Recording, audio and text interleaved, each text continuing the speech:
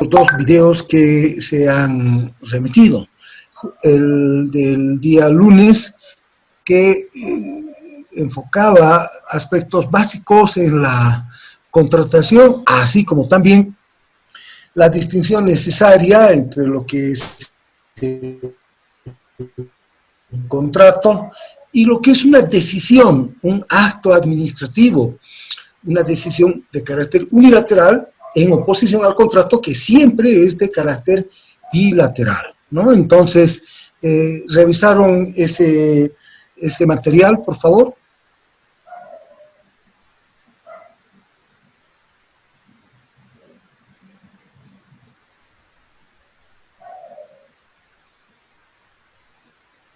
¿Han visto ese material, por favor, señores diplomantes? Ese video que el mismo día lunes se les hizo llegar. ¿Lo han revisado?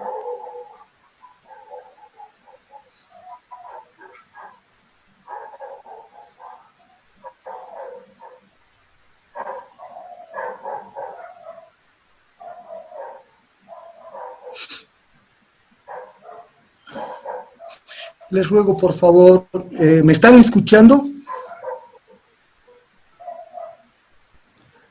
Dicen buenas noches, Roberto. Yo había una parte del video.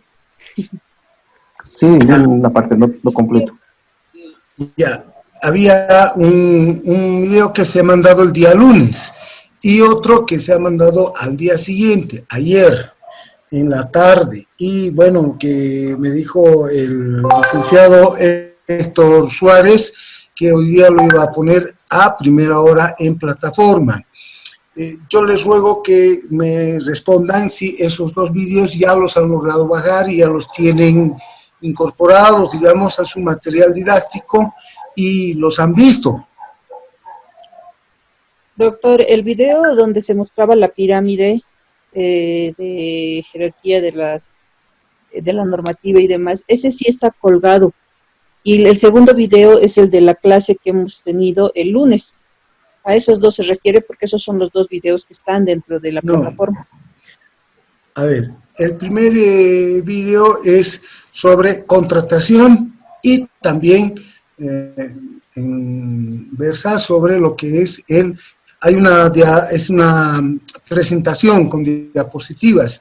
¿Han visto ese?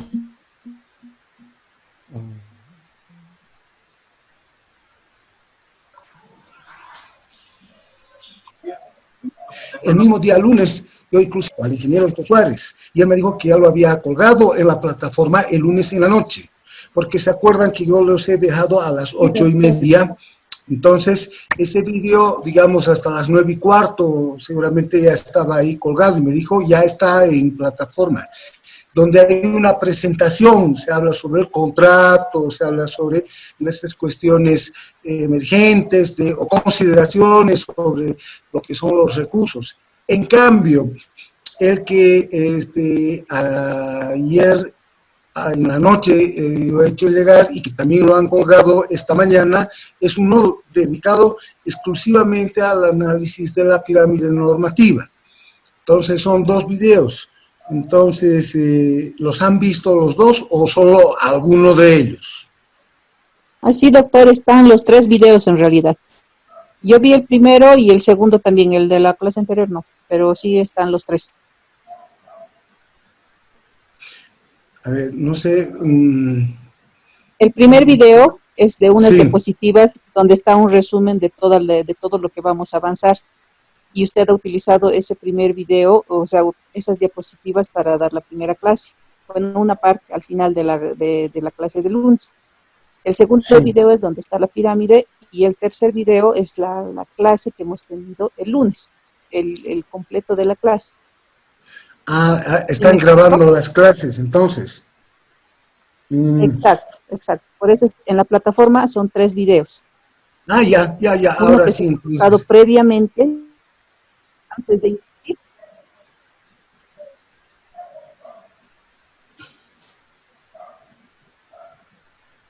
Ya, está bien, Luz. Bueno, entonces, ahora haremos simplemente les invito a que podamos hacer una revisión sobre nuestro programa para ubicarnos donde nos encontramos. Entonces, voy a compartir mi pantalla, me van a indicar ustedes si si se la ven. Se ve mi pantalla porque, por ejemplo, ahí están ya las normas básicas.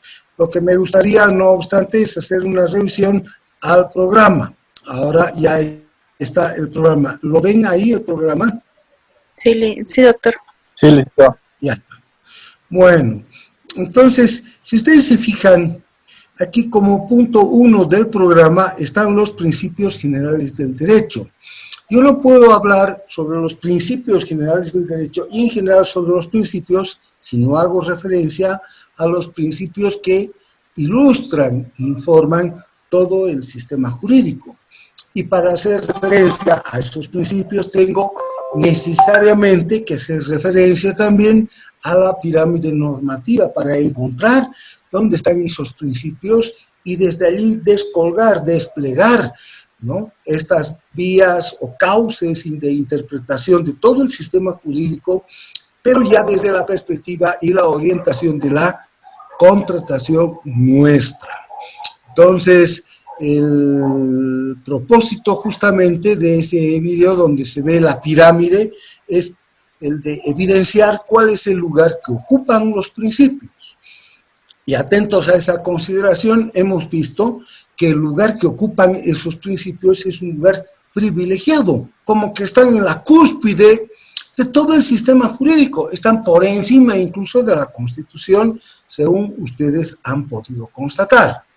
Ahora bien, estos principios, ¿qué función, qué utilidad tienen?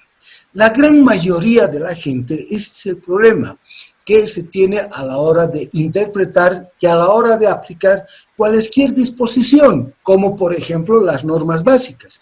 Yo sé que están ustedes deseosos de ingresar a las disposiciones que tenemos en las normas básicas, pero si lo hiciéramos abstrayéndonos, soslayando, ¿no?, la referencia que tenemos a estas vías o cauces mayores de interpretación y que son las que informan todo lo que nosotros hacemos en el ejercicio de la función administrativa cuando estamos prestando servicios en alguna entidad pública o en alguna entidad pública estatal o inclusive cuando prestamos asesoramiento a quienes se están presentando como proponentes, como oferentes en alguna gestión de contratación administrativa. Estos principios, ¿no?, tienen una función importantísima, primordial. De hecho, ¿no?, es en referencia a ellos que nosotros debemos entender cómo actuamos, por qué decimos lo que decimos, porque algunas nociones tienen que entenderse de una manera y no pueden entenderse de otra. Lamentablemente, en los cursos de actualización eso no se puede dar. Hay cursos que hace la Contraloría, digamos, de actualización y, bueno, allí se limitan a ver los montos, ven detalles sobre la gestión misma, pero nunca van a ingresar a estos puntos porque se supone que estos corresponden a un nivel mucho más alto, digamos, de reflexión académica. Y debiera ser siempre el punto de partida en un diplomado. Bueno, si ustedes se fijan o se acuerdan de esa pirámide normativa, y me gustaría, a ver, voy a ver,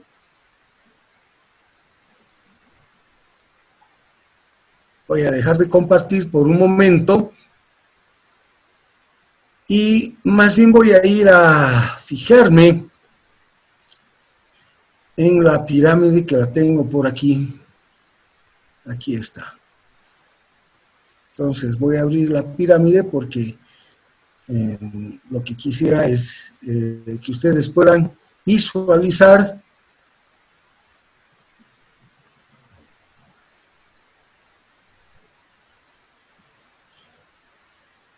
y ya.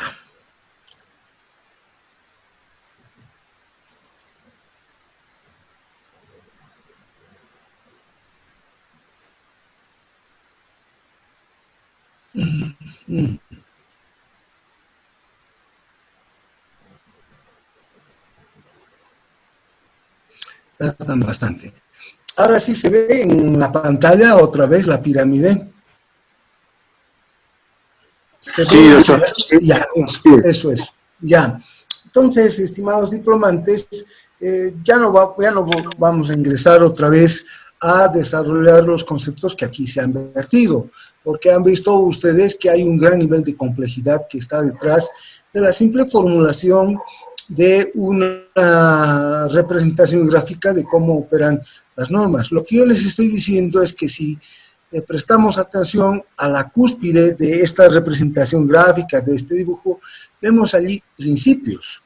Estos son los principios generales del derecho y que luego nosotros los aplicamos a determinados ámbitos.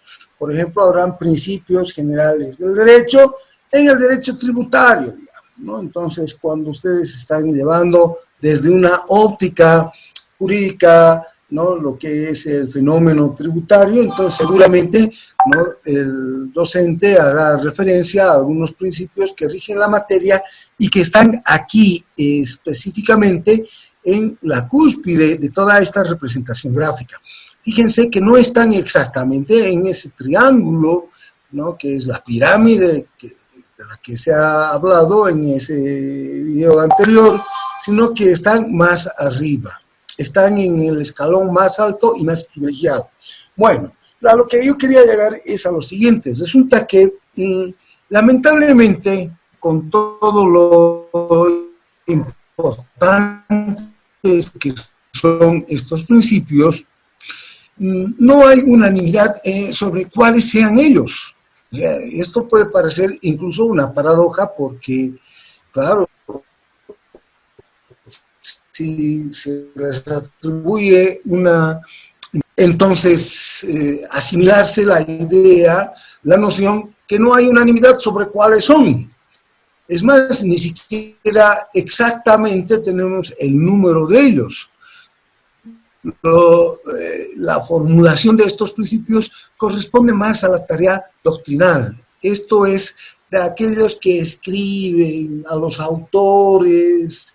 No está esto en un texto escrito o en normas donde se diga estos son los principios, son tantos y estos son los que vamos a aplicar.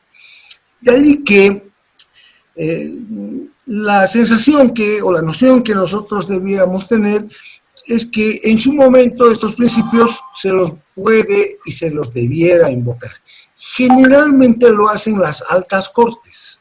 Los tribunales más altos invocan los principios a la hora de sustentar sus decisiones.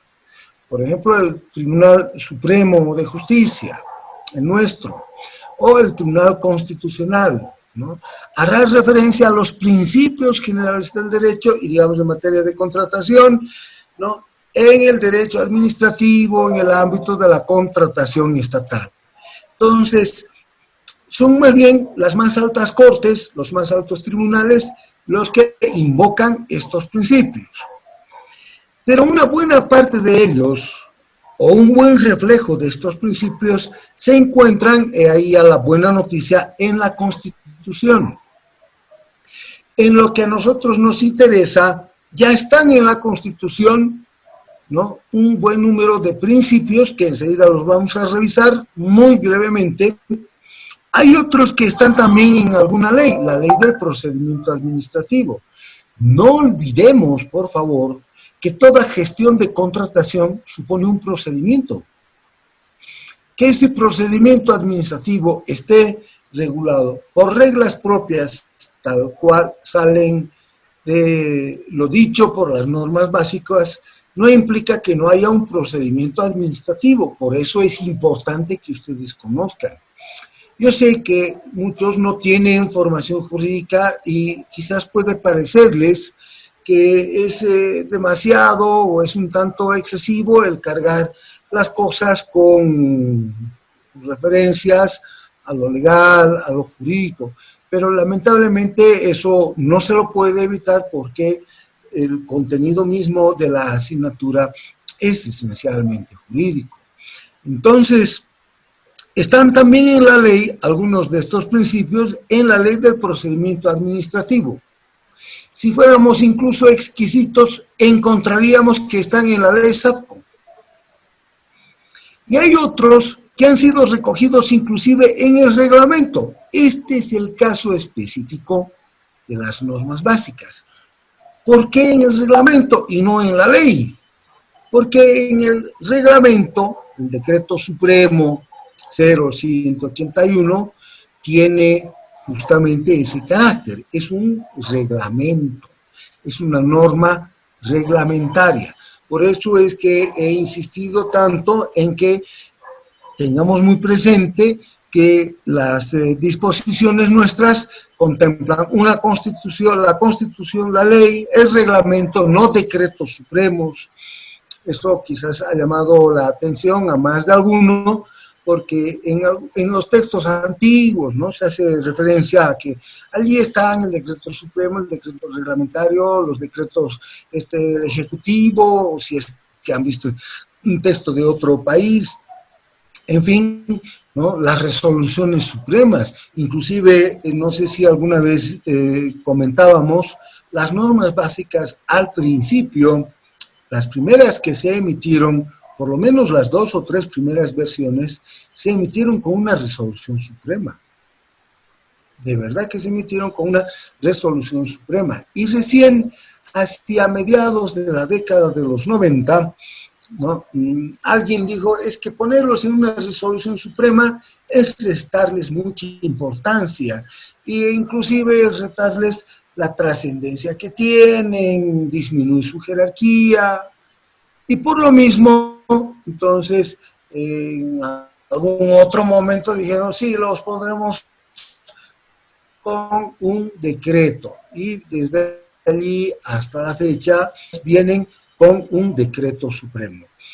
Inclusive, les cuento lo siguiente, en otros países, como por ejemplo en Colombia, en España, en el Perú, en Francia, en Europa, la contratación estatal, la contratación que nosotros llamamos administrativa, viene a nivel de ley, ni siquiera en un reglamento.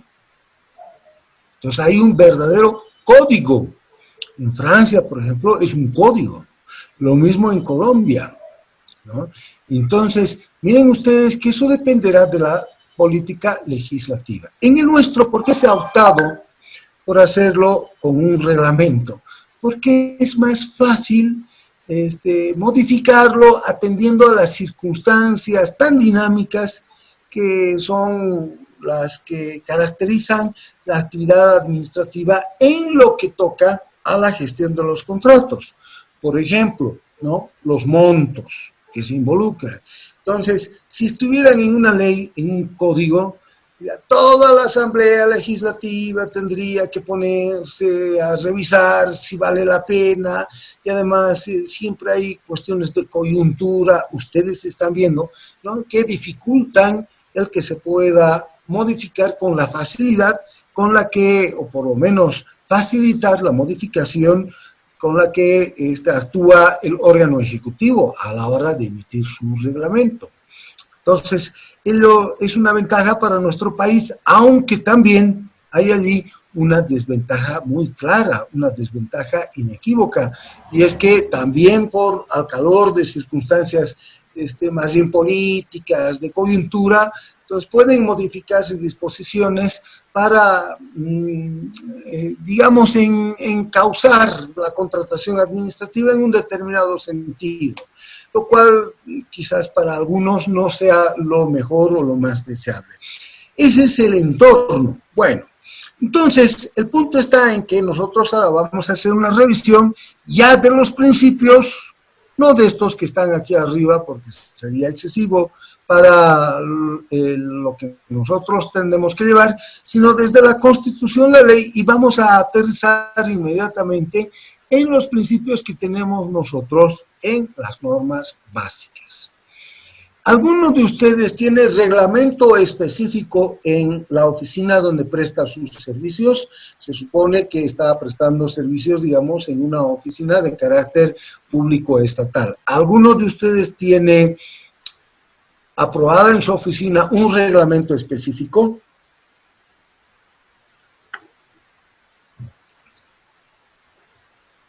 ¿Sí, no?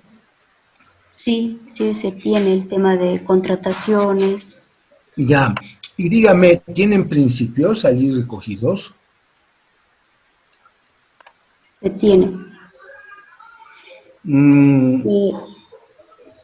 Que son algunos de los del decreto supremo. Así es. Ahora, lo interesante del caso, dice, tenemos principios en nuestro reglamento específico y son algunos que están en las normas básicas. Ahora, la pregunta que yo les hago, miren que esta es una pregunta que incluso les ha de mostrar cuán rico en perspectivas, en ópticas, es resulta la aplicación de las normas. A la hora de invocar las disposiciones que se vayan a aplicar, ¿cuáles tienen preferencia en su aplicación? Los principios que están aquí arriba, los principios que están en la Constitución, los principios que están en esta ley, en la ley del procedimiento administrativo, los principios que están en las normas básicas o los principios que están en su reglamento específico. En lo que usted ha visto, licenciada, doctora, ¿cuáles cree que tengan que ser los principios que tengan más preferencia en su aplicación? El del reglamento para la aplicación, la que en base a ellos nosotros vamos a... ¿Pero de cuál reglamento? ¿Del reglamento específico de su entidad? Específico. Sí, el Muy reglamento. bien, así es. Miren ustedes que está operando un intercambio o una modificación al criterio tradicional que se tiene que, como es una jerarquía la que tenemos aquí representada, entonces lógicamente deben ser los que tienen que aplicarse los de la Constitución. Y si ahora Villarreal ha venido a decirnos que hay principios que están incluso por encima de la Constitución, tendrían que ser esos. Miren que no es así.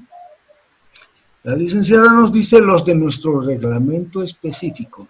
Entonces, estamos en un nivel, no sé si se verá esta flechita, la del cursor, que tenemos principios que están residenciados en este espacio, ¿no? Están incluso por debajo en lo que toca a su aplicación generalizada de lo que son las normas básicas, y sin embargo tienen una aplicación preferente. ¿Por qué ocurre eso? ¿Qué está sucediendo? Pues que tiene una jerarquía superlativa de todas maneras. ¿Por qué este reglamento específico tiene esa preferencia en su aplicación? Hay una palabra que es la que describe esa situación. ¿Por qué? ¿O hay una razón? Puede ser, perdón, por el principio de especialidad, de repente. Muy bien, es por el principio de especialidad. Y allí hay una razón muy sustentable. Hay un criterio de racionalidad, porque ¿quién mejor que en esa entidad? Les ruego, por favor, ese micrófono que está abierto. Y por nuestros medios prácticamente estamos cargando combustible para poder para que, bueno, en realidad para que el personal de prensa pueda moverse, dice, y a mis compañeros están molestos y como se entenderá, se molestan conmigo y piensan que yo no hago seguimiento, y pues es un poquito... ¿Quién es el que está con su micrófono abierto? Se molestan conmigo y piensan que yo no hago seguimiento, y pues es un poquito incómodo, dice. Están viendo las noticias, Muy apenada por molestarle tanto, porque sé que hay cosas que escapan de las manos, pero como se Seleni Velarde, por favor. en alguna situación. Daniel Chávez, es Daniel Chávez. Por favor, Daniel, tengamos cuidado los micrófonos, no dejemos encendidos, o sea, perturbamos el desarrollo de nuestras actividades. Gracias, Daniel. Les ruego, por favor, tengamos siempre presentes estas cuestiones. Bueno, volviendo al tema, la razón para que así ocurra es lo que acaban de decirnos, ¿no? Creo que fue Daniel justamente, es el principio de especialidad, porque para esa contratación así especial tiene que aplicarse su reglamento específico. En primer lugar, entonces, si hubiera dudas, ese es el punto, entre las normas básicas y lo que dice el reglamento específico, ¿cuál se aplica preferentemente? El reglamento específico. Fíjense qué interesante, ¿eh? Entonces, esa es una otra manera de aplicar las disposiciones. El común de la gente supone o cree, ¿no?, que solamente se aplica en función a su jerarquía. No, la Constitución prevalece siempre. No, la ley es que a continuación de la Constitución la que deberá aplicarse, ¿no? Y así sucesivamente. Pero esa es una idea bastante simple de cómo opera el fenómeno jurídico. Muy bien. Entonces, ahora veremos los principios, los que están en la Constitución, muy rápidamente, los principios de la Ley del Procedimiento Administrativo, y para recalar en los principios que tenemos nosotros en las normas básicas. Obviamente ya no puedo ingresar al estudio de los principios en sus reglamentos específicos, porque esos ya los tienen que ver ustedes en sus propias oficinas, si es que están trabajando en el sector público. Pero vamos, no creo que sean muy diferentes a los que tenemos en las normas básicas. Vayamos entonces a los de la Constitución.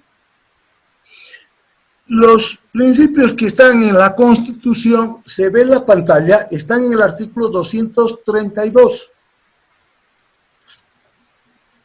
¿Se ve la pantalla, por favor? Sí, doctor, se ve. Ya, entonces, legitimidad, legalidad. Me voy a detener en los que son más trascendentes. Ya no tengo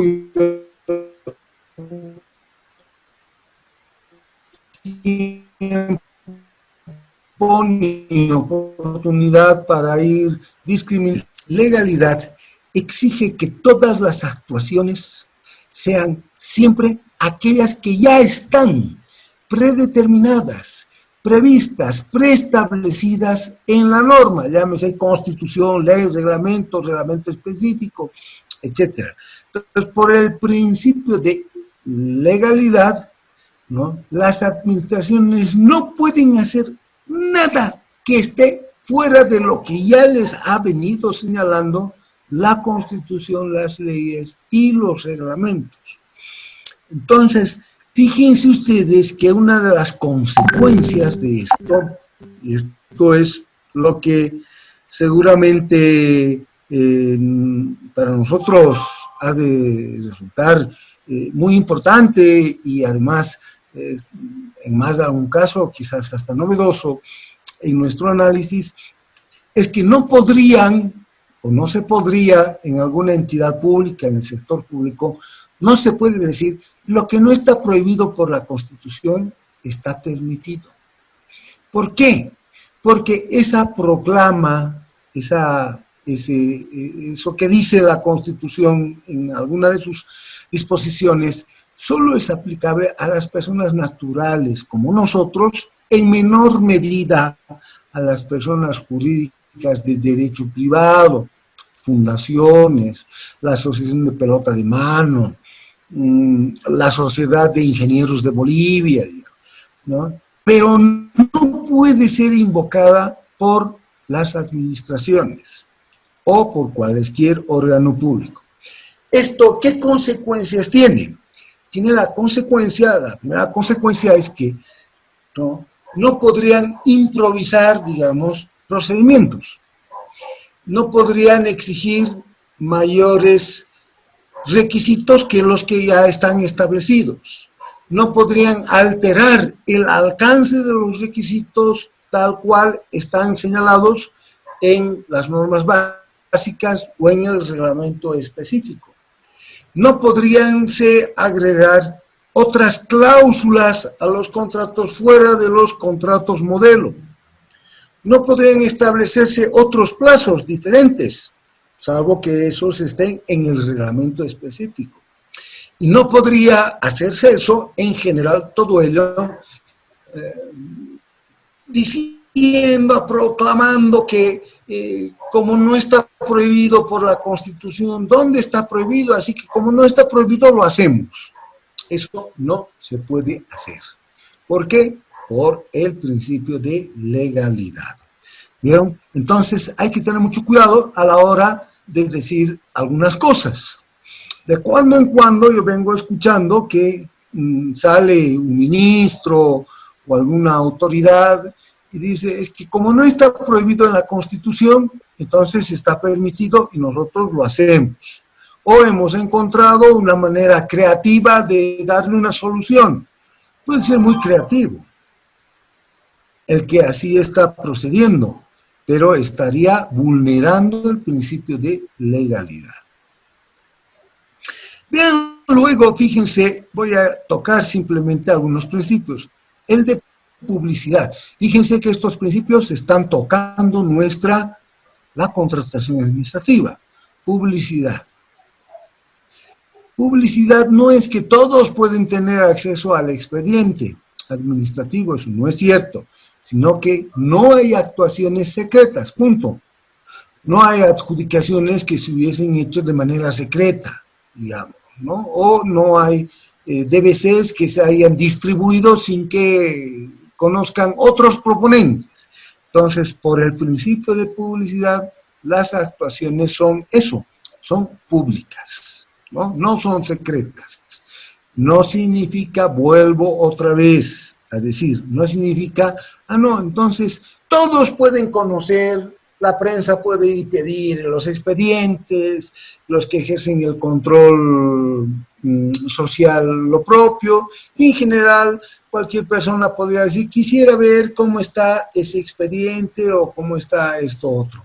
Ustedes mismos han comprobado eso cuando, por ejemplo, han ingresado al portal SICOES y han visto que hay algunos documentos que no son accesibles. Entonces, quizás a algunos se le ha ocurrido pensar, caramba, aquí no hay transparencia, ¿dónde está pues la publicidad? Uno tendría que tener acceso. No es así.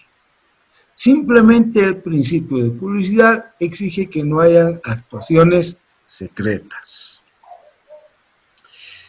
Miren este otro, compromiso e interés social. Todo lo que hacen las administraciones, sea la central, sea la administración departamental, la administración local o municipal, la administración regional, etcétera, porque yo sé que entre nosotros hay gente que está al interior de nuestro país y están en alguna de estas administraciones. Todo lo que hacen las administraciones en plural, siempre, o por lo menos, ¿no?, en un gran número de casos, deben ser estudiadas desde el punto de vista del interés social que representan. Ahora, hay muchos casos en los cuales no hay un interés social. Les daré un ejemplo. Supongamos que, ¿no?, se están presentando, ¿no?, a una convocatoria para hacer provisión de material de escritorio, digamos, ¿no? Entonces, ¿habrá algún interés social en ese sentido? No podríamos afirmar aquello, ¿no es cierto? Es más, y ahí venimos, o ahí estamos, en ese punto que ya anticipábamos el día lunes y que ha sido reiterado en uno de los videos que ustedes tendrían que haber ya revisado hasta el día de hoy. Son más bien contrataciones que quizás deban ser catalogadas o clasificadas, ¿no?, como contrataciones de la administración, no como contrato administrativo. Ahora, eso no está previsto entre nosotros. No podemos hacer eso todavía porque nuestra normativa no ha llegado a ese nivel, se ha quedado retrasada muchísimos años. Estamos todavía como estaban en otros países en 1930 o incluso más antes. Entonces, miren ustedes cómo en algún caso el compromiso e interés social, vamos a ver luego en unos instantes más, en la ley del procedimiento administrativo, aquí le llaman intereses colectivos o el interés colectivo, pero son términos más o menos sinónimos. Les cuento que es más o menos. Digamos de manera general, son sinónimos, son intercambiables. Si fuéramos mucho más exquisitos, veríamos que hay consecuencias, hay incluso contenidos ideológicos por detrás de cada uno de estos términos. Pero bueno, no vamos a ingresar a ese detalle, a ese preciosismo, simplemente detengámonos en que la Constitución exige que haya interés social y además que haya un compromiso de quienes, de los servidores públicos, en atender ese interés social. Por eso está en dos partes, compromiso e interés social. Desde luego,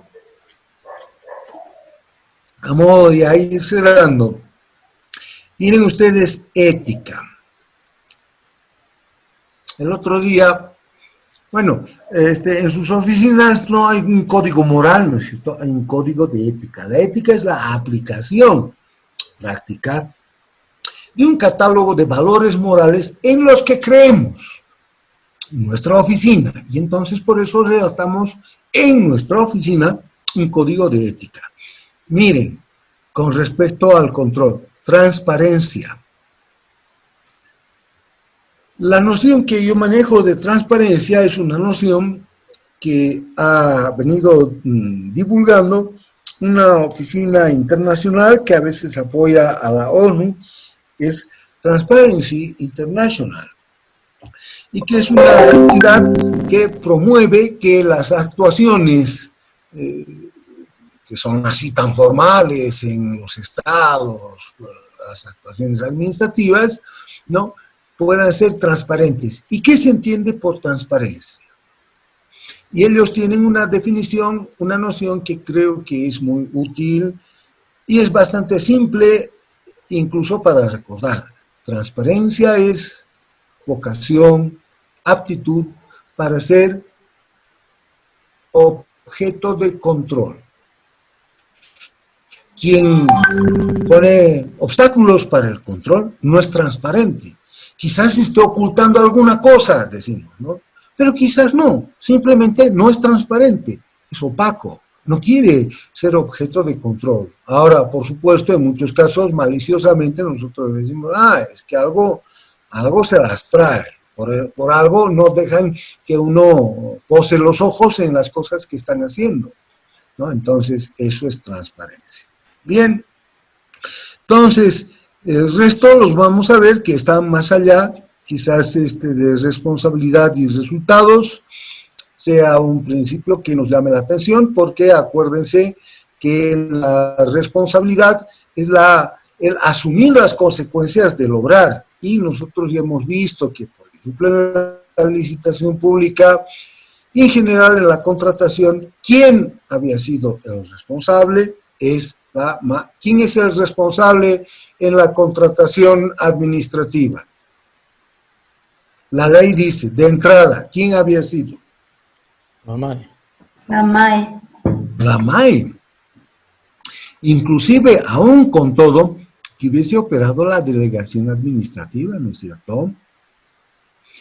El otro día estaba yo en la defensa de un perfil de tesis en la maestría en Derecho Constitucional y Gestión Pública en la EMI.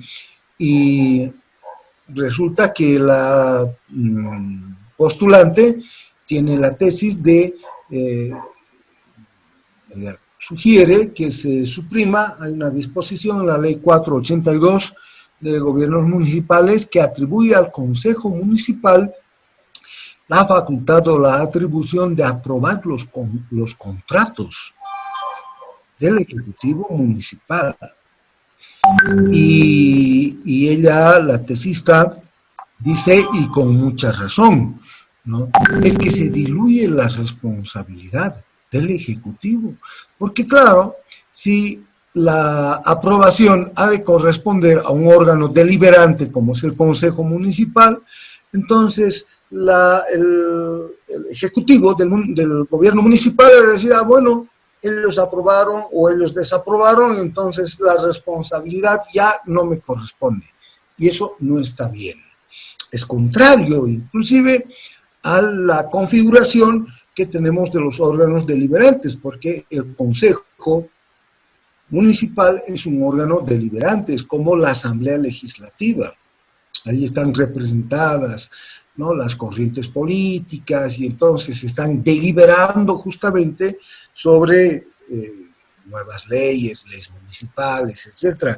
Entonces, al igual que la Asamblea Legislativa, hay bancadas, ¿no?, que quisieran hacer prevalecer los intereses de coyuntura que ellos tienen, en fin.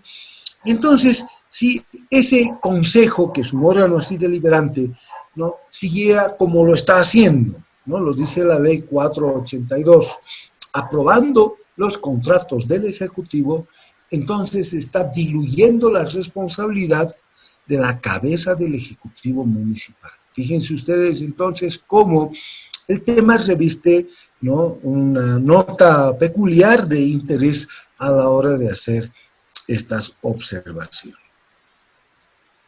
Veamos ahora rápidamente los principios que están en la ley. Lo que he puesto en sus pantallas es la ley del procedimiento administrativo. Cuando yo desarrollo estos principios, los que están aquí en la ley, no solamente que me toma eso casi una semana entera, y eso que es siempre muy superficial, sino que es darles poco menos que un curso de Derecho Administrativo condensado, porque los principios recogen muchos de los institutos de Derecho Administrativo que nosotros apenas algunas veces tenemos referencia, desde el silencio administrativo, materia recursiva, etc. Entonces, al igual que en lo de la Constitución, solo me voy a detener en los que nos resultan especialmente interesantes para nosotros. Así, fíjense ustedes, el principio fundamental dice: el desempeño de la función pública, para quienes están en el sector público, está destinado, y aquí dice exclusivamente, ese es un error, está destinado a servir, miren, los intereses de la colectividad. Entonces, la contratación administrativa, estos intereses de la colectividad, ¿no?, asumen un rol protagónico. En la Constitución hemos visto que le llamaban compromiso e interés social. Miren ustedes más abajo, principio de sometimiento pleno a la ley. Las administraciones, esto está redactado en singular, en un tiempo, porque la ley de procedimiento administrativo salió la década pasada, a principios de la década pasada, ¿no?, cuando todavía Bolivia era un estado simple, era un estado unitario.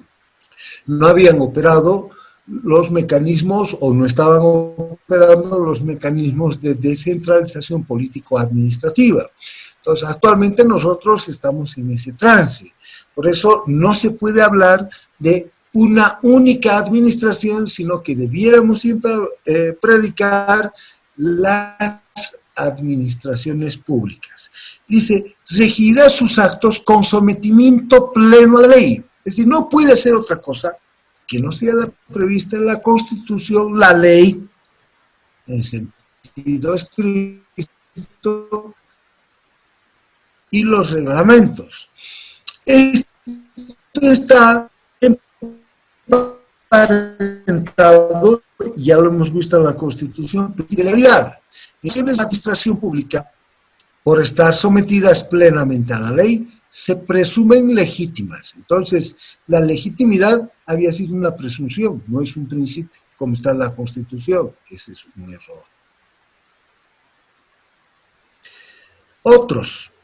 Y me voy a detener en estos dos. Principio, dice, de eficacia. Le preguntaremos, a ver, a alguno de nuestros participantes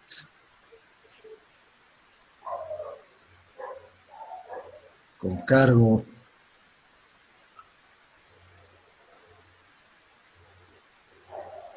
Yamil Riveros, ¿qué profesión tiene usted?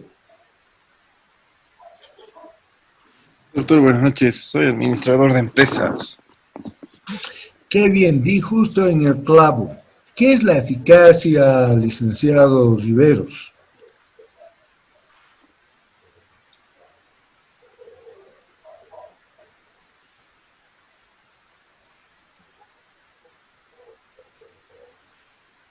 Doctor, ¿me escucha? Estos son términos muy propios de la administración, ¿no? Sí, doctor. Sí, díganos. Escucha, que tuve un problema con mi computador. Sí. Bueno, es en base a la eficacia, bueno, se refiere a alcanzar los objetivos y resultados programados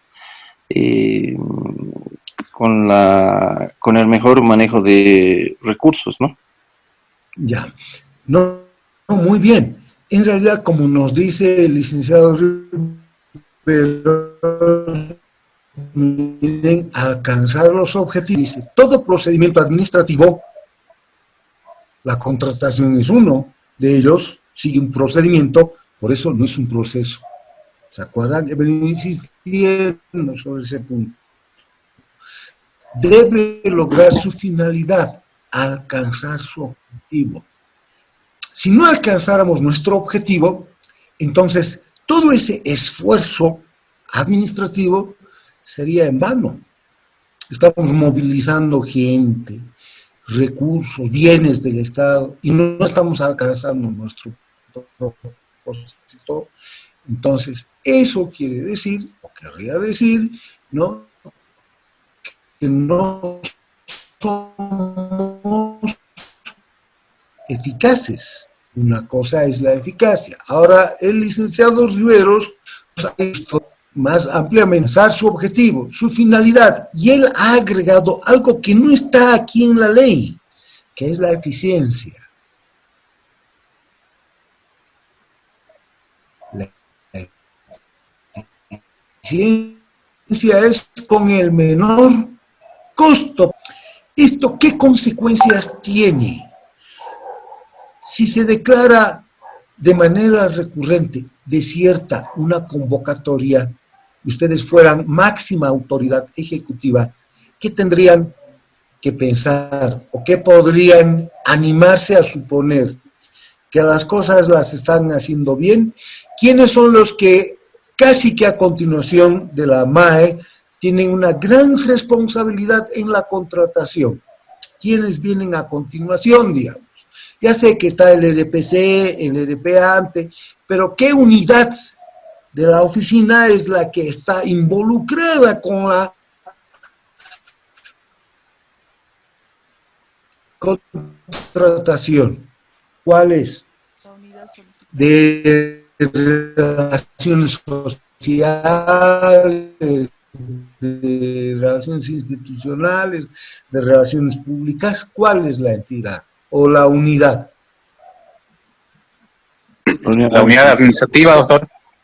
Claro. Buenas noches. Entonces, sí, está muy bien, gracias, buenas noches. Esa es la unidad administrativa. Entonces, si yo fuese máxima autoridad ejecutiva y viere, y esto se lo digo porque yo también he sido, ¿no?, máxima autoridad ejecutiva, entonces, en algún momento, alguna contratación, ¿qué pasa? ¿Por qué se está declarando desierta ya 2 veces? Algo no está funcionando. ¿Qué quiere decir? Que no se está dando aplicación al principio de eficacia. Se está declarando desierta. Es decir, no estamos logrando alcanzar nuestro propósito, nuestro objetivo en la contratación, ¿no? Entonces, el principio de eficacia. Ya hemos hablado sobre el principio de publicidad. Y miren, principio de economía, simplicidad y celeridad. Esto no tiene que ver nada con el bolsillo. Esto tiene que ver con los procedimientos, punto. Y de la misma manera lo tenemos, enseguida vamos a ir a ver los principios en las normas básicas, lo mismo está allí recogido. Economía no quiere decir que sea con el menor costo en papeles, en dinero, sino con el menor esfuerzo institucional. Por eso dice aquí, los procedimientos administrativos. Entonces, la contratación implica procedimientos. Se desarrollarán con economía, simplicidad y celeridad. Entonces, evitando trámites, formalismos o diligencias innecesarias. Solamente aquellos que la norma nos está exigiendo. Entonces, esto nos debiera hacer pensar seriamente sobre, ¿no?, si las exigencias que nosotros tenemos en la gestión de contratación se están ajustando a estos principios. Esto es lo que toca a los principios contenidos en la ley del procedimiento administrativo. Vamos a las normas básicas. Allí está. Principios, artículo 3. Para la aplicación de estas normas, dice, se deberán adoptar o seguir o respetar los siguientes principios. Ahora ya estamos en un ámbito mucho más especial, más específico. Ya estamos en las normas que regulan la contratación en sede administrativa. Ya no es cualquier procedimiento administrativo, sino procedimientos específicos, los que erróneamente en estas normas básicas y desconocimiento de lo que significa la semántica de la palabra principio. Pero bueno, entonces, los procedimientos de contratación deben, miren ustedes, regirse bajo estos principios. Uno de ellos, para no perder el hilo de lo que dijimos, el de economía. ¿Vieron el error? Los procesos, dicen, ¿no? Los procedimientos, la gestión de contratación de bienes y servicios, ¿está hablando de los costos? No, no está hablando. Está hablando de la gestión misma. La contratación de bienes, servicios, manejo, disposición de bienes, se desarrollarán con celeridad y ahorro de recursos, pero ahorro de recursos institucionales. Aquí pareciera que dice otra cosa. Lo que a mí me parece es que, si es que quiso decir que se están ahorrando material y recursos y tal, y sí es un error, porque la idea siempre ha sido que en los procedimientos se adopte el principio de economía, es la gestión. Ahora, obviamente, ¿no?, si nosotros no estamos alcanzando, miren ustedes lo que nos decía hace un momento el licenciado Riveros, cuando se le ha preguntado qué es la eficacia, nos dijo, es alcanzar los objetivos. Los procesos de contratación, vean los procedimientos, ¿no?, la gestión, deben permitir alcanzar los objetivos y resultados programados. Aquí hay una redacción impecable, mucho mejor, exceptando la palabra procesos, ¿no? Que está en toditas estas, ¿no? Pero por lo demás es una redacción impecable en ese sentido aquí, porque pone justamente de relieve alcanzar objetivos y resultados, y miren, es hasta magistral, programados. ¿A qué programación se está refiriendo?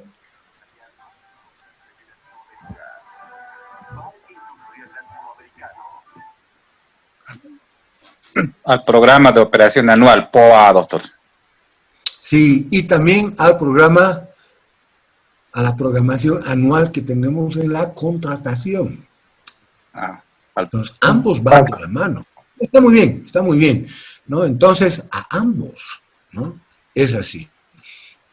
Aquí tenemos lo de eficiencia, miren, los procesos, bueno, los procedimientos, contratación de bien, deben ser realizados oportunamente, en el tiempo más adecuado para que se pueda realizar, en tiempos óptimos. No podemos estar gestionando una contratación meses, ¿no?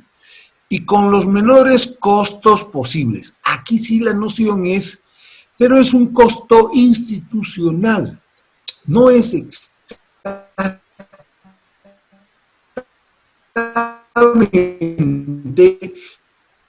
no el costo, porque hay cuando hay una contratación de magnitud, implica poner a media oficina, ¿no?, a trabajar en perfilar las exigencias y los requisitos técnicos, y bueno, pues estamos poniendo gente que podría estar aportando en otros ámbitos, pero están trabajando en ese punto específico. Hay efectivamente una alta inversión de recursos humanos, ¿no?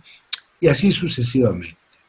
Algunos de estos principios ya los habíamos visto en su momento. Por ejemplo, cuando en el módulo pasado, el de participación, dice: todos tienen el derecho de participar en la gestión de contratación de bienes y servicios. Los proponentes más numerosos, ¿no? Entonces, mucho mejor, ¿no es cierto? Porque de esa manera tenemos mejores o un mayor número de opciones sobre las que poder escoger. Y está muy ligado al principio de libre participación. Deben permitir, dice, las contrataciones, la libre participación, y aquí está la categoría correcta. Y la más amplia concurrencia de proponentes. Que no hayan barreras de entrada, ¿no?, que impidan. Ahora, hay, obviamente, ¿no?, nunca va a estar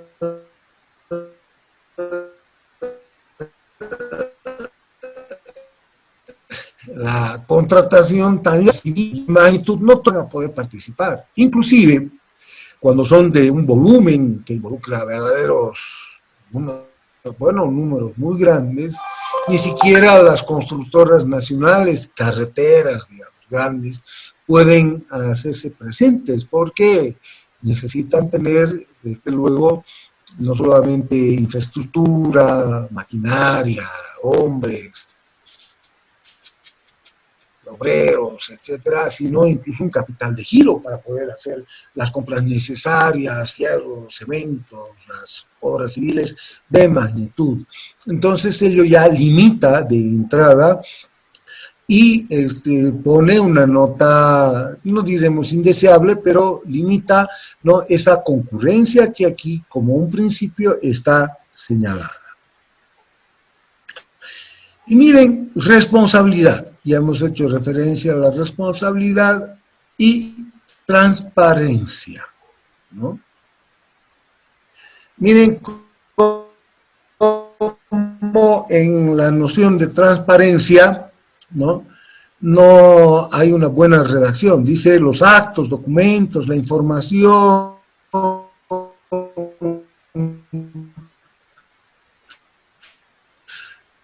manejo, disposición, publicidad, acabamos de ver, La transparencia es otra cosa. Disposición, ¿no?, a ser objeto y sujeto de control, ¿no? Entonces, quien obstaculiza ese control actúa de manera opaca, ¿no?, poco propicia a la transparencia. Incluso hay índices cuando se mide el desarrollo, el nivel de institucionalidad de las administraciones. Ese es un índice que nosotros no lo tenemos presente, les cuento.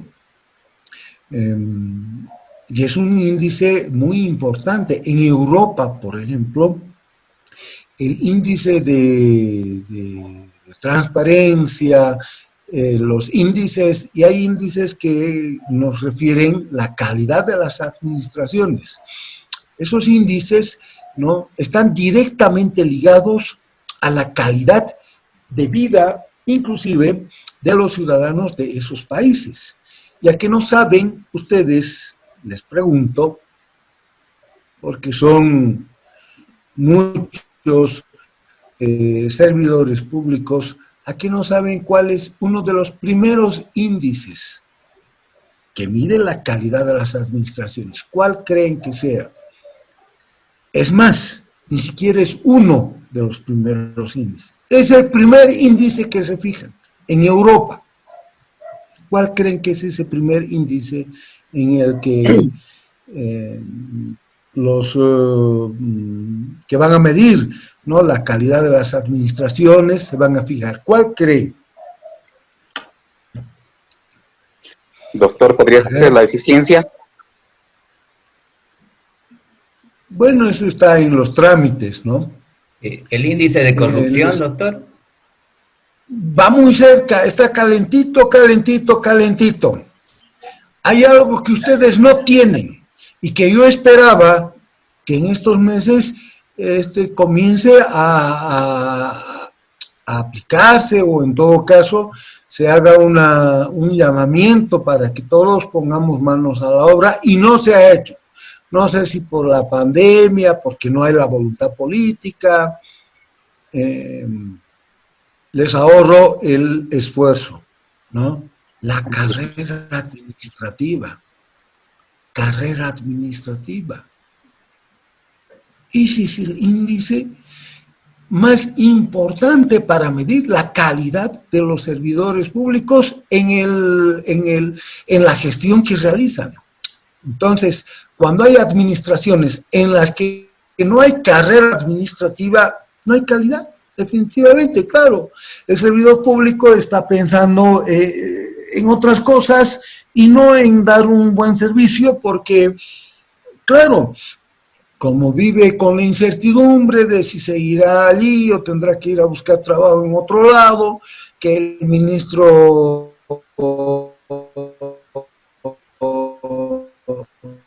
no los quiere a los antes, y eso es lo que nosotros vemos en nuestro país.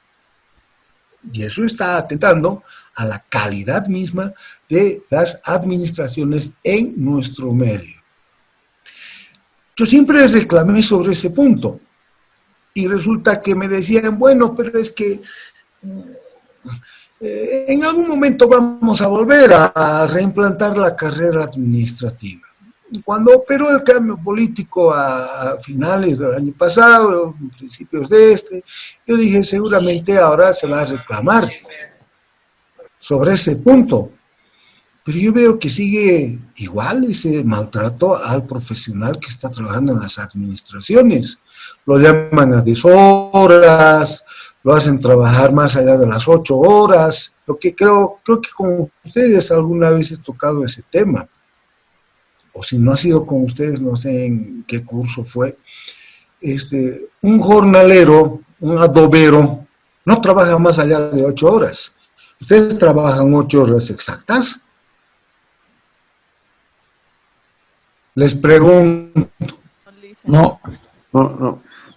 Con teletrabajo hasta las 12 de la noche llaman, le dicen. ¿Y les parece, claro, y les parece que eso está bien? Está pésimo. Porque entonces, ¿dónde están las conquistas de laborales, o sea, el abogado sí tiene derecho a trabajar máximo 8 horas. El servidor público, que es un economista, un administrador, un abogado, un profesional que incluso tiene hasta maestrías, en fin, no tiene ese derecho. Y lo pueden llamar a la hora que sea. El otro día en impuestos se me quejaron, me llaman algunos de ellos, ¿qué podemos hacer? Les habían dicho que tenían que ir a no sé qué hora, pero es que y a esa hora no hay en qué bajar, no hay en qué ir a puestos aquí en Los Pinos. Y, no sé, su problema. ¿Qué tal eso? Entonces, hay que cambiar seriamente algunas cosas. Y ha quedado eso. Yo dije, seguramente se va a rescatar que el servidor público, el profesional tiene que ser mejor. Mientras estas cosas permanezcan así, institucionalizadas, entonces la calidad, y volviendo ahora, ¿no? La transparencia, en general, en la adopción de estos principios ha de estar siempre condicionada porque el servidor público no está en las mejores condiciones para poder dar aplicación a estos principios. ¿Alguna pregunta sobre este particular antes que ahora vayamos ya directamente al 85?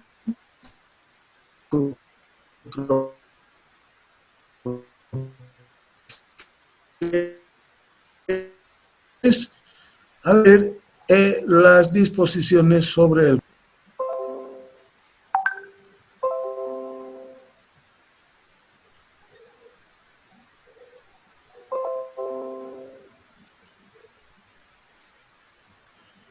Bien.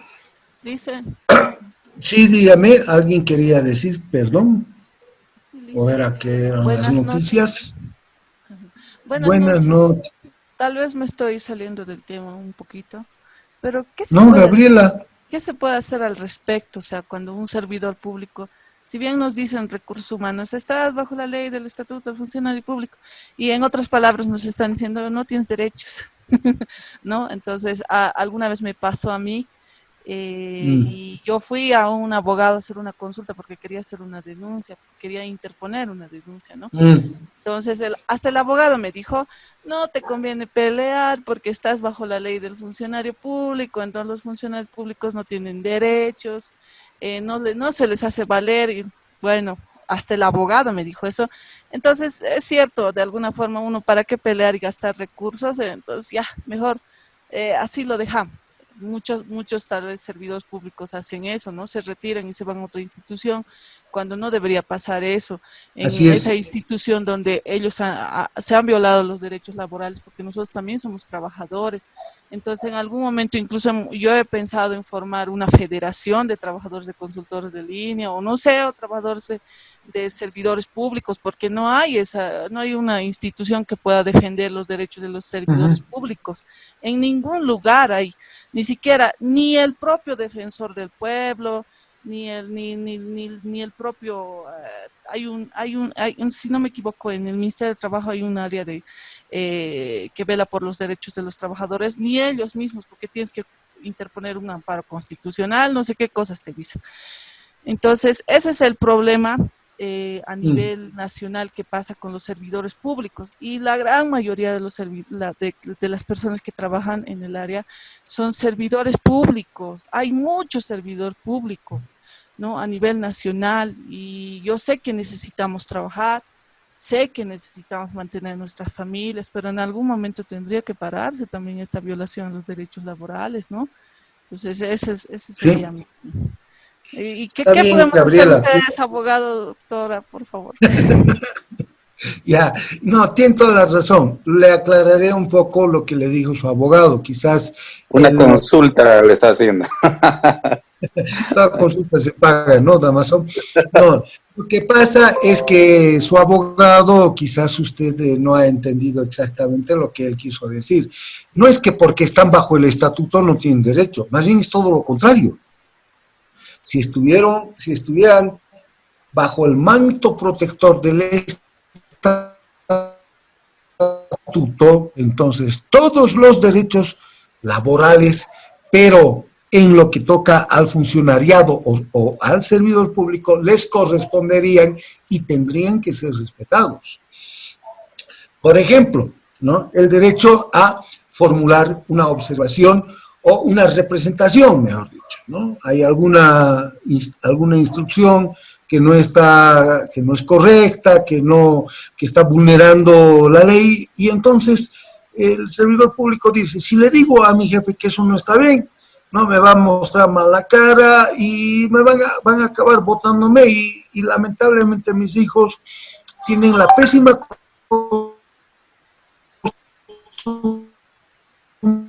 de desayunar, almorzar, cómo atender esas necesidades. Entonces hay que bajar la cabeza, etc. Entonces, más bien, Gabriela, si ustedes estuvieran bajo el régimen jurídico estatutario, tendrían todos los derechos, pero para estarlo tendrían que estar en carrera administrativa, porque el estatuto se funda, se sustenta justamente en el estatuto del funcionario público.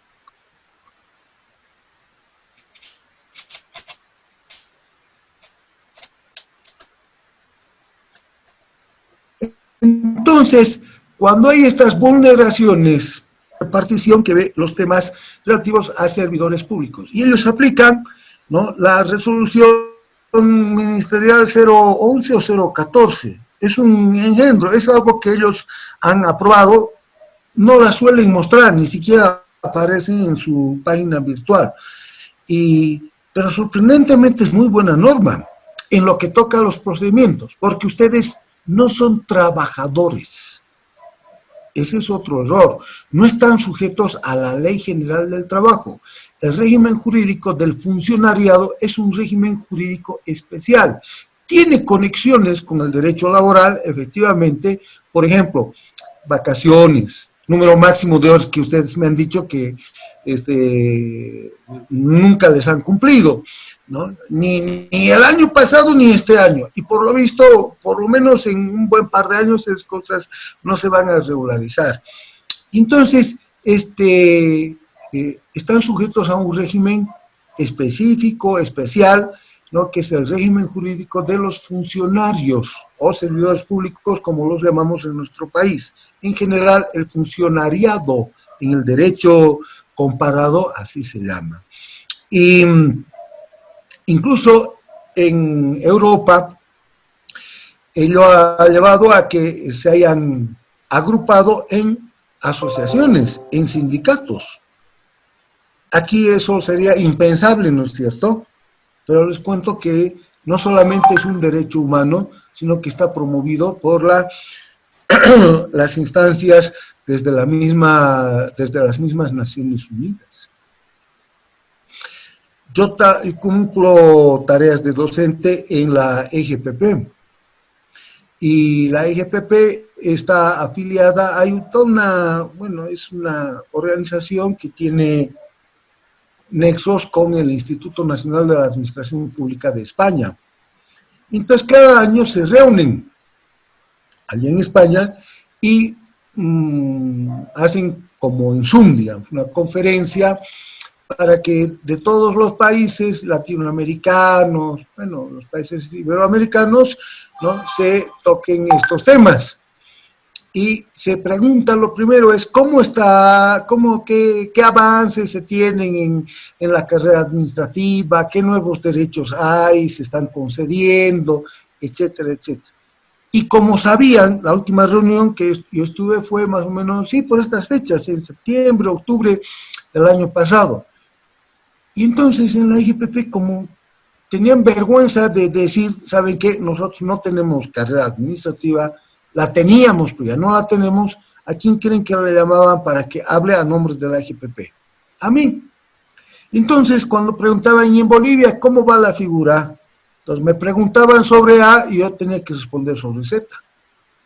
Ese papelón había que pasar, ¿no? Esa vergüenza, ¿no? ¿Cómo decirles que no sé, pues, que en El Salvador, que en Costa Rica, ¿no? Aplican así, hacen esto, tienen estas ventajas, se les está reconociendo a los consultores, por ejemplo, que es uno de los temas más sensibles, ¿no? Tienen ahora estos derechos. ¿Cómo decirles que en nuestro país, qué cosa? Eso no existe. En nuestro país pueden llamarlos un sábado, un domingo para ir a marchar, para ir a avivar al candidato de turno y ese tipo de cosas. Entonces, miren cómo son las cosas, ¿no? Bueno. Doctor. Sí, Damaso, simplemente a manera de comentarios, inclusive, bueno, yo en especial tengo mi criterio particular que el Estado en sí es el primer vulnerador de los derechos laborales, ¿no? Claro, la administración pública es la mayor vulneradora, lo saben las Cortes Internacionales de Derechos Humanos. Así es, doctor. Sin embargo, también el mismo Estado es el que regenta la función privada y ahí es muy exquisito en su actuar, ¿no? Bueno, aditamentando el comentario de la anterior compañera, por lo menos los servidores públicos designados, por ejemplo, tienen mayor protección en relación a la ley 2027, Estatuto Funcional Público. Sí. Que a diferencia de los servidores públicos designados, donde te dice muy claro, o sea, no estás protegido ni por la Ley General del Trabajo, tampoco por la Ley 2027, ¿no? Entonces, como le digo, ahí también entra lo que es la vulneración de los derechos laborales del Estado en su integridad, ¿no? Simplemente eso, doctor. Sí, no tienen derecho, perdónenme las damas, no tienen derecho ni al papel higiénico, de verdad. Si se revisa el artículo 8, creo que es del estatuto, dice derecho a la higiene y salud, a la higiene industrial, a la higiene en el ambiente de trabajo. Entonces, si no están bajo el estatuto, no les, técnicamente, ¿no?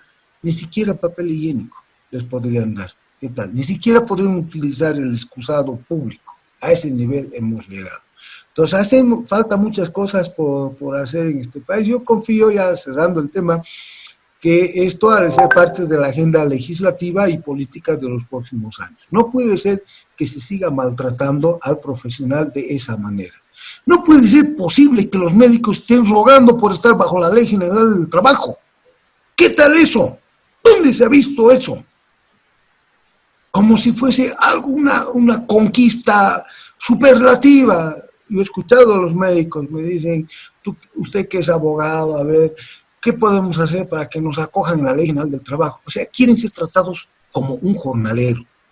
Ese es el ideal que tiene un profesional formado en la medicina, con 5 o 6 años de estudio en la facultad, 2 o 3 años internados en provincias y no sé qué, y todo lo que quieran. De esos que están muriendo a millones y sale cada rato en las redes sociales que piden plasma A positivo o positivo y tal, y vemos unos señores que se están yendo como moscas, ¿no? Su sueño dorado es estar bajo cobertura de la Ley General del Trabajo. A mí me da mucha pena. Bueno, señores, ya estamos ahora justamente frente a las disposiciones que tenemos que ver en este módulo. Ya se les ha dicho, vamos a ver contratos, vamos a terminar de ver este viernes y lógicamente vamos a ver, o después vamos a ver recursos administrativos, mejor aún el recurso administrativo de impugnación toda la próxima semana. Y creo que alguno de ustedes sugirió que se dé alguna noticia sobre el contencioso administrativo, el contencioso que es justamente el que en los contratos con estas connotaciones, con contratos en los que participa una entidad pública o pública estatal, que tienen un contenido administrativo, pueda ventilarse judicialmente. Miren la noción que tenemos en el 85. Dice, los contratos que suscriben las entidades públicas para la provisión de bienes y servicios son de naturaleza administrativa. Error. Y garrafal error. Porque esto, no tengo nada, vuelvo a repetirles, contra administradores, contra auditores. Yo estoy casado con una de ellas, así que no mal podría yo tener animadversión. Además son tonterías esas, ¿no? Que los abogados no se llevan bien con los informáticos, los administradores están peleados con los arquitectos, no sé qué historias, ¿no? O sea, todos somos profesionales, punto. Pero esta es una redacción carente, ¿no? De lo que debió haber contemplado. Pero bueno, no ha hecho sino reiterar el 85, y lo dice más adelante varias veces, ¿no? Lo que ya estaba en el 47 de la ley SAFCO. Es una posición subjetiva, atribuyendo la naturaleza administrativa, escúchenme por favor, ¿no?, a los contratos en que basta con que uno de las partes sea una entidad pública para que tenga naturaleza administrativa. Es lo que nos está diciendo aquí. Y ese es un error. Porque, a ver, funda empresa. Supongamos que hace una convocatoria para que se le haga provisión de un software. Una empresa es la entidad que registra los actos de comercio, etc. Entonces, para la provisión de software, con destino a sus registros, etc. ¿Esa adjudicación es de naturaleza administrativa? ¿Sí o no? Porque fíjense, estatal, no es cierto. En sus orígenes ha sido creada como una entidad privada. Una fundación es del ámbito privado. Entonces, quedamos en la duda. Y ahora, ¿qué decimos? ¿No? Entonces, es un error el atribuir. Pero bueno, sobre eso me remito a lo que ya les expuse en uno de los videos que seguramente ustedes mañana, que especialmente ya es día feriado, van a tener oportunidad de poder revisar con más detalle. Entonces, los contratos ahora sí, ¿no? Mientras las cosas no varíen, los vamos a tener que seguir considerando administrativos, porque basta con que concurra a su celebración un ente público, además un ente público estatal. Y miren la imprecisión, dice que suscriben las entidades públicas. Si fuera exquisito diría, ¿y el Estado? Pero ahí está, un momento. Una cosa son las entidades públicas y otras son las entidades público-estatales. Estatales. Y ese es el punto. Porque Funda Empresa es una entidad pública, pero no es una entidad pública estatal. Actúa una función estatal, ¿cuál es la función administrativa de registro? Porque la ley así lo estableció. Una norma así lo estableció. Un cementerio privado, el cementerio Jardín, por ejemplo. Entonces, debieran regir algunas de estas entidades públicas su obrar y la contratación, inclusive a las normas básicas. Bueno, para ir cerrando, porque ya son las 9, tenemos 3 minutos, son las 8:57, contrariamente a lo que muchas veces supone la gente común, la gente que no tiene mayor formación, yo no es que esté menospreciando a esa gente, ¿no? Sino simplemente estoy poniendo en evidencia que a veces hay alguna información que no corresponde exactamente con la realidad. Creen que el contrato es lo único, que el contrato es aquello donde dice cláusula primera, segunda, hasta la 28ª, y todo lo demás. Y todo lo demás ya no es contrato, son anexos. Y se equivoca. La contratación es un todo complejo, en el que, por supuesto, el documento donde están cláusula primera, segunda, 39ª, y además que concluye, ¿no?, La Paz o Cochabamba, o si se lo ha redactado bajo forma de minuta, ¿no? Usted, señor notario, se servirá de agregar las demás cláusulas de rigor y de estilo que provean suficiente seguridad al presente instrumento. Y ahí vienen las firmas, ¿no? Entonces, la gente tiende a creer que el contrato es únicamente ese documento, ese instrumento, así como supone que solamente puede haber contratación por escrito. Bueno, para nosotros va a ser así, pero en general la contratación puede ser también válida en muchos casos, ¿no?, de manera verbal. Por supuesto que hay mucha incertidumbre, no se sabe exactamente qué es lo que acordaron, porque salvo que se los hubiera grabado, no tenemos la certeza de lo que acordaron, ese encuentro de voluntades al que hicimos referencia.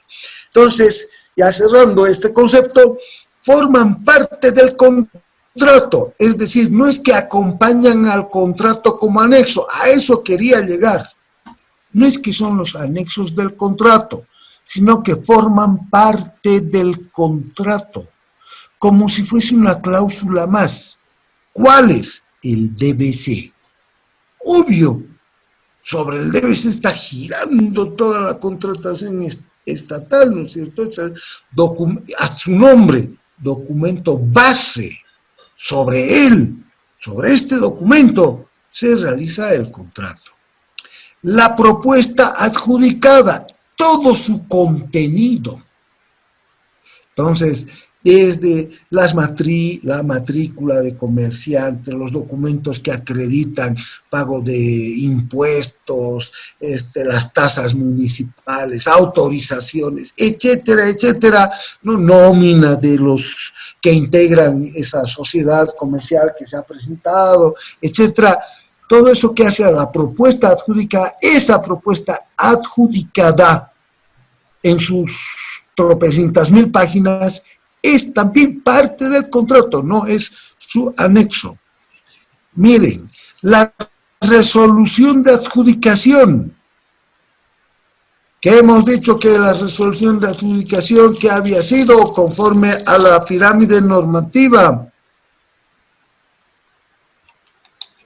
o no está en la pirámide normativa, porque es uno de los puntos sobre los que he insistido. Es un acto administrativo. Eso, Luz Anagua, usted es abogada, ¿no?